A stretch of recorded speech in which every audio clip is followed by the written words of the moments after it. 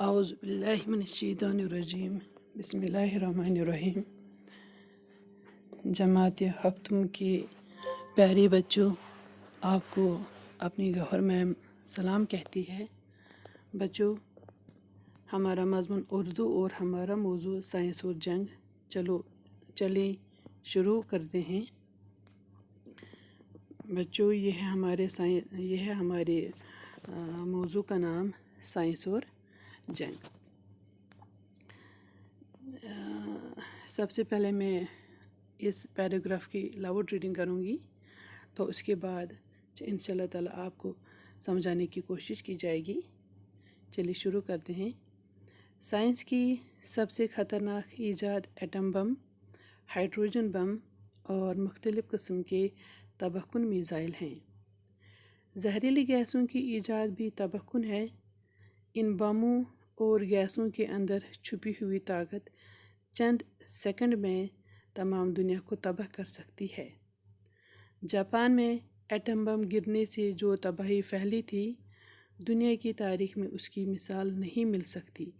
لیکن جدید ایٹم اور ہائیڈروجن بم اور دیگر خطرناک ہتھیار پہلے کے مقابلے میں کئی گنا مہلک اور خطرناک ہیں۔ دنیا کے کئی بڑے ممالک کے پاس اس طرح کے بم ہیں۔ ہر ایک کو دوسرے سے خوف ہے، کیونکہ اب اگر کوئی بڑی جنگ ہوئی تو اس میں معمولی بموں کے بجائے خوفناک ہائیڈروجن بموں کا استعمال ہوگا، جس سے تمام دنیا آگ کے دہکتے ہوئے شعلوں میں بدل جائے گی اور انسانی تہذیب و تمدن اس ہمیشہ کے لیے مٹ جائے گی۔ سائنس کی سب سے خطرناک ایجاد ایٹم بم، ہائیڈروجن بم اور مختلف قسم کے تباہ کن میزائل ہیں۔ پیارے بچوں، کہتے ہیں کہ سائنس نے بہت ساری ایجاداتیں کی، بہت ساری دریافتیں کی۔ اس نے بہت سارے مشینز بنائے، جس سے ہماری زندگی آسان ہو گئی۔ گاڑیاں ہمارے لیے وجود میں لائے، ہمارے لیے ویکسین بنائے۔ تو وہ ان چیزوں سے ہمیں زندگی میں راحت ملتی ہے۔ پہلے تو خطرناک بیماریاں، جان لیوا بیماریاں تھیں، تو جن سے لوگ کافی تعداد میں مرتے تھے۔ لیکن اب تو ان خطرناک بیماریوں کی دوائی بھی، ویکسینیشن بھی ممکن بن گئی بدولت سائنس۔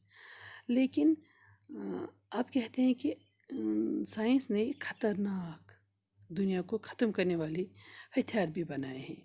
تو یہ مہلک اور خطرناک ایجاد کیا ہے؟ یہ ہے ایٹم بم کا بنانا، ہائیڈروجن بم کا بنانا، اور بھی باقی بم ہیں وہ بنانا، اور ان کے علاوہ مختلف قسم کے وہ میزائل جن کے پھٹنے سے پوری کائنات ختم ہو سکتی ہے۔ یہ بھی ایجاد ہے، لیکن یہ مہلک اور خطرناک ایجاد ہے۔ پھر رہا زہریلی گیسوں کی ایجاد۔ کہتے ہیں کہ سائنس نے وہ ایسی بھی گیسیں بنائی ہیں جن کے پھیلنے سے پوری دنیا ختم ہو سکتی ہے، تباہ ہو سکتی ہے۔ تو یہ بھی اس کی زہریلی گیس بھی اس کی ایک تباہ کن اور مہلک ایجاد ہے۔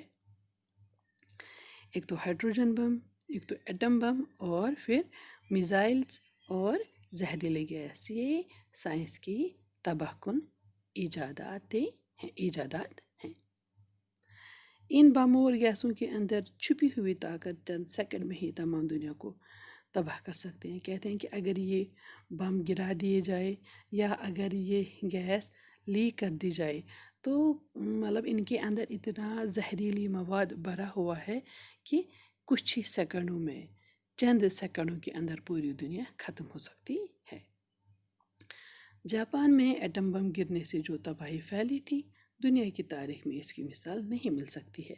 کہتے ہیں کہ جب جاپان میں ایٹم بم گرا دیا گیا تو ہیروشیما اور ناگاساکی، تو وہاں پہ کیا ہوا، 40 سال تک وہاں پہ سبزہ بھی نہیں اگا، کچھ نہیں اگا وہاں پہ، اور جو پھر وہاں پہ بچے پیدا ہوتے تھے وہ بھی صحیح سلامت اور سالم بچے نہیں ہوتے تھے۔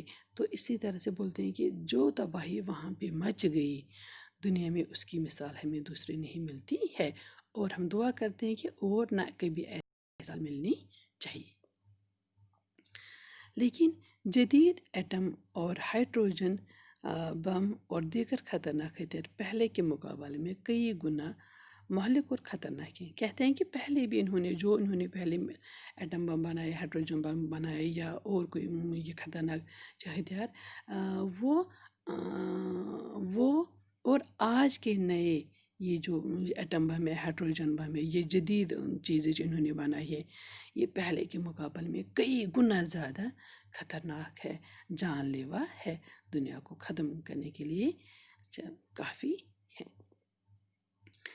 ہر دنیا میں کئی بڑے ممالک کے پاس اس طرح کے بم ہیں، ہر ایک کو دوسرے سے خوف ہے، کیونکہ اب اگر بڑی کوئی جنگ ہوئی تو اس میں معمولی بموں کے بجائے خوفناک ہائیڈروجن بموں کا استعمال ہوگا۔ بولتے ہیں کہ آج بھی دنیا میں بہت سارے ایسے ممالک ہیں جن کے پاس یہ خطرناک بم ہے، اور ہر ایک ملک کو دوسرے کا خوف رہتا ہے، کیونکہ یہی ہے کہ اگر ان میں کوئی انبن ہو گئی، اگر کوئی جنگ چھڑ گئی تو یہ لوگ آنن فانن میں ان خطرناک بموں کا استعمال کر کے پوری کائنات کو ختم کر سکتے ہیں۔ اور پھر کیا ہوگا؟ تو جب یہ بم استعمال کیے جائیں گے تو پوری دنیا آگ کے شعلوں کی نظر ہو جائے گی، پوری دنیا آگ کے شعلوں میں جل جائے گی، راکھ ہو جائے گی، اور اس طرح سے انسان اور انسانیت کا نام و نشان مٹ جائے گا۔ پیارے بچوں، مجھے امید ہے کہ آپ لوگوں نے انشاءاللہ یہ سمجھا ہوگا۔ کل پھر آپ کی خدمت میں حاضر ہو جائیں گے، اور جب تک کے لیے اللہ حافظ۔